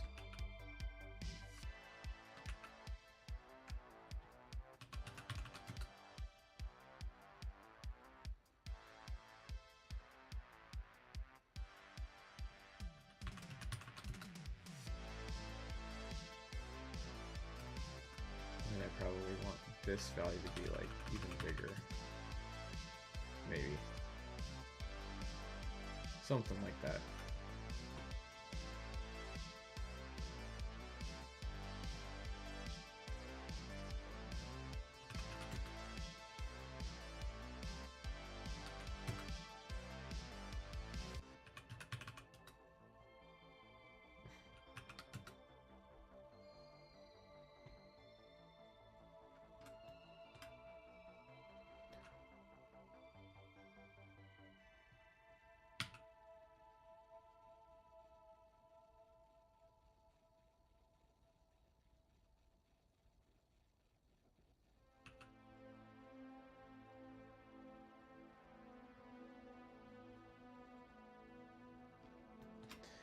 Yeah, I need to play more with this,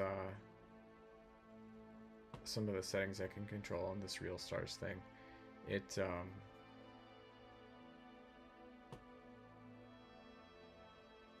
good start, but just maybe artistically is not quite what I want things to look like. I don't like how colorful they are. I think they shouldn't be that colorful. But it's a start.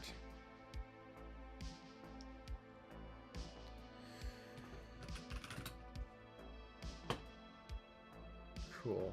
Well, I think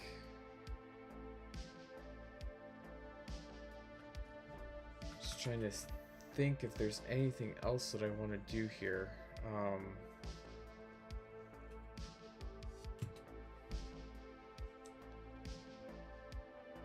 We got our updated compositor done. We got our stripe shader added with a bit of grief, mostly due to silly mistakes. I'd like to do some fixes, but I kind of need to work through what I want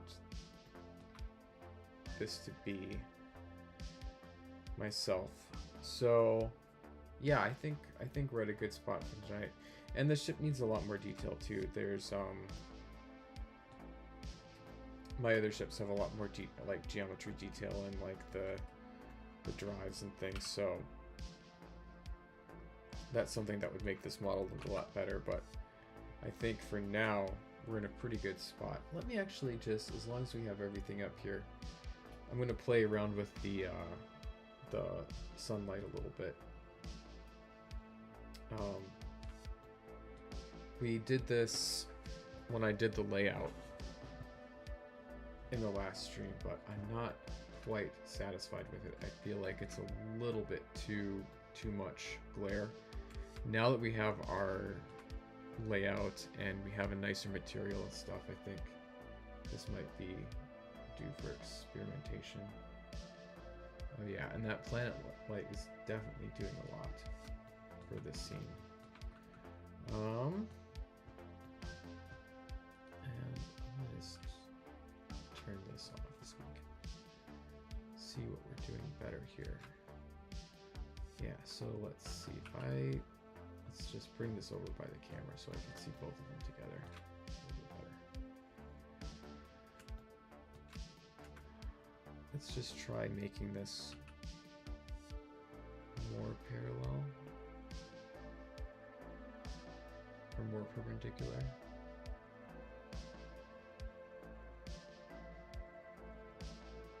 That's really direct. I don't want it to be quite so direct.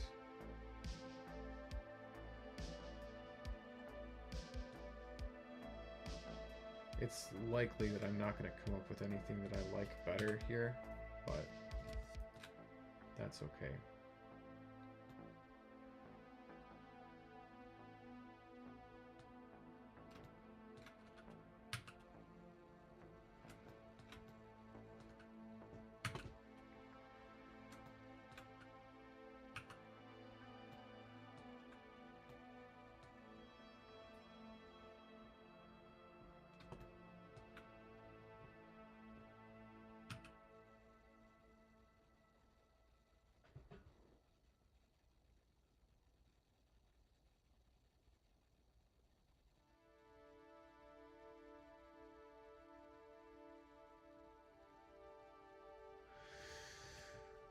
So more directly downward facing light is kind of cool because it gets rid of that glare,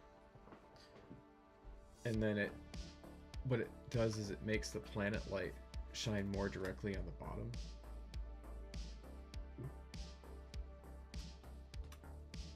I kind of like that.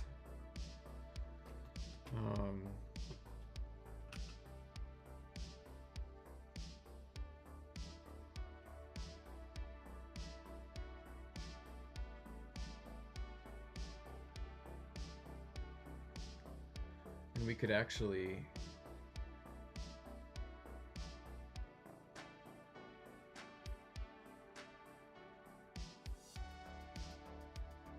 because like what do we have now? Something like this. We could actually seriously weaken the planet light too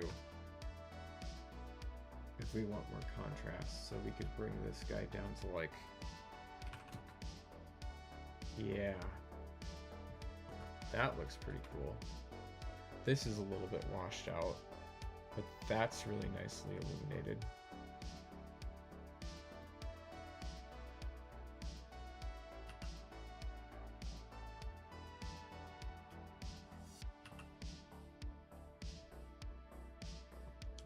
Yeah.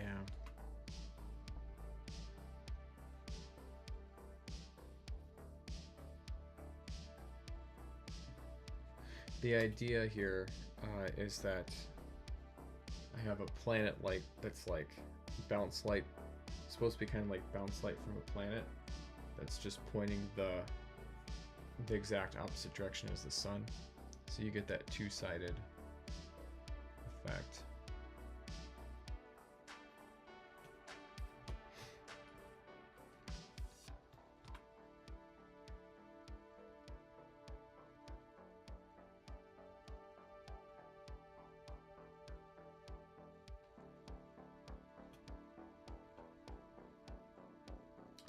Let's just grab this sun rotation, and I can just kind of like compare, because I like the way this looks a lot.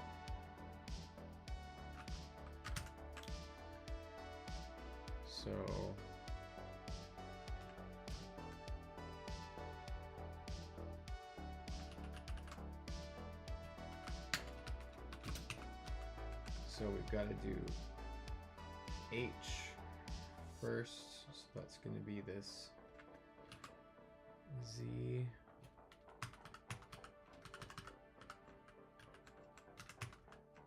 then pitch is going to be X.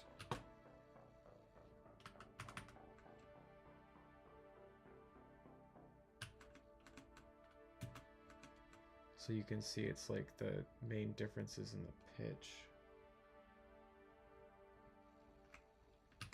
which is kind of what I expected. So we'll just double check that this is doing what we think, and then we'll be done.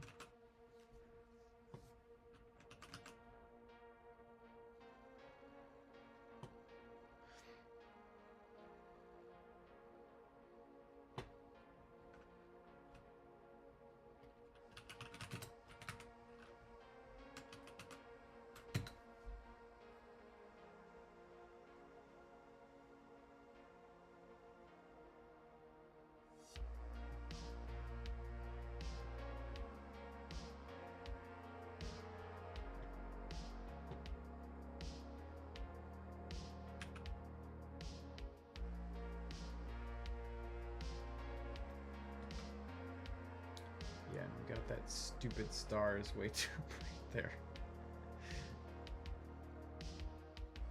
Way too big and bright. But yeah, I like the way that lighting looks.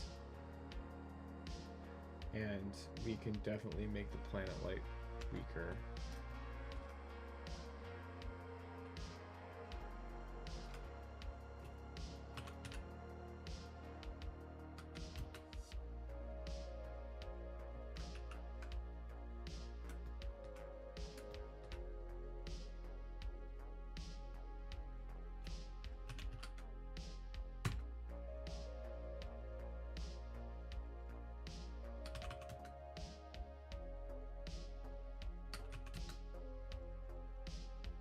Yeah, that's more like it actually. We just need the max emission not to be something ridiculously high.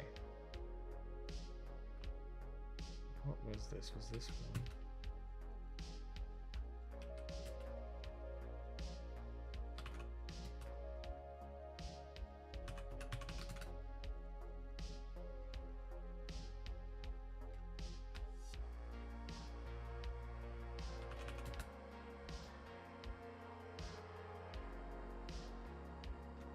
Bring the size here down.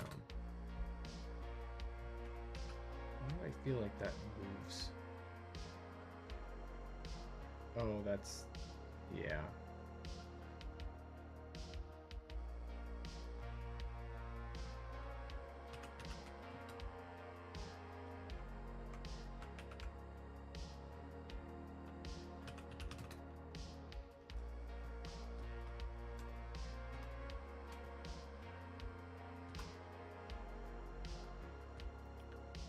Shift. It's this thing that I want.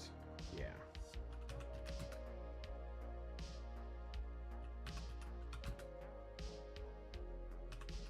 Three. Yeah. And then this can be higher. I just want to drain the color out of these. I don't want there to be color.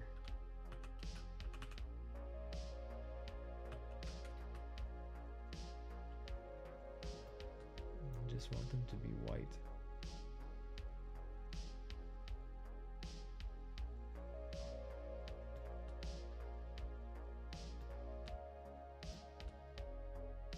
And I think the color is controlled.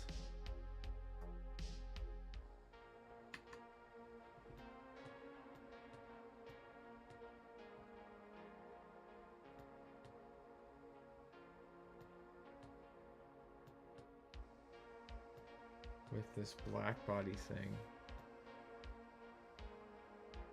which comes up through here, so this doesn't get touched.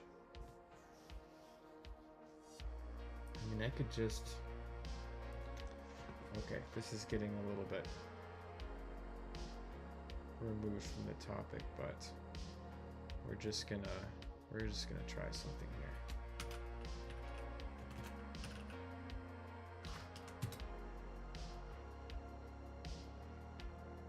So there's our original star color. There's white. Yeah, that's what I want. I just want to mix. I just want a mix node. And I could say, if I want the original,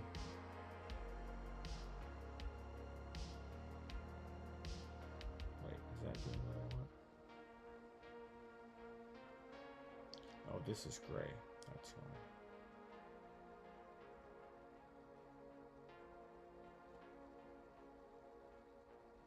Yeah, okay. So now these are pure white. So now I can adjust this up to be whatever I'd want pure white to be. And that's why I had the max emission so high. Is because I'm compensating for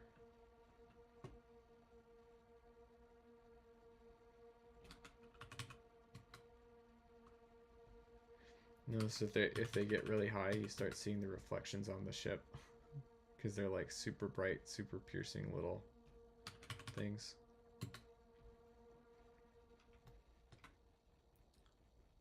Something like this. This is getting closer to what I want for the stars.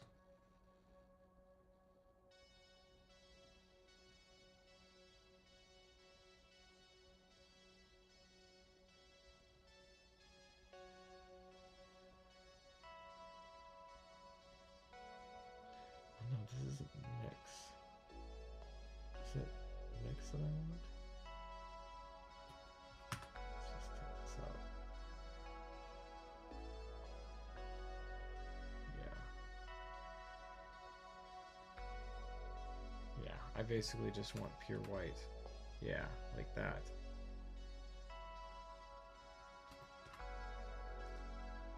And what is going on here? So he's mixing...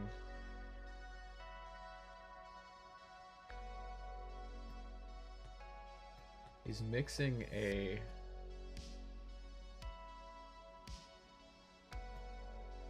emission shader with this fall off thing.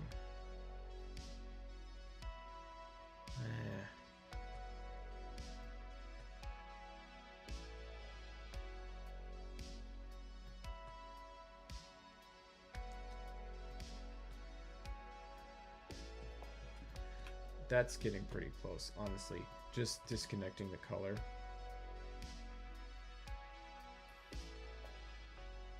Gets us close.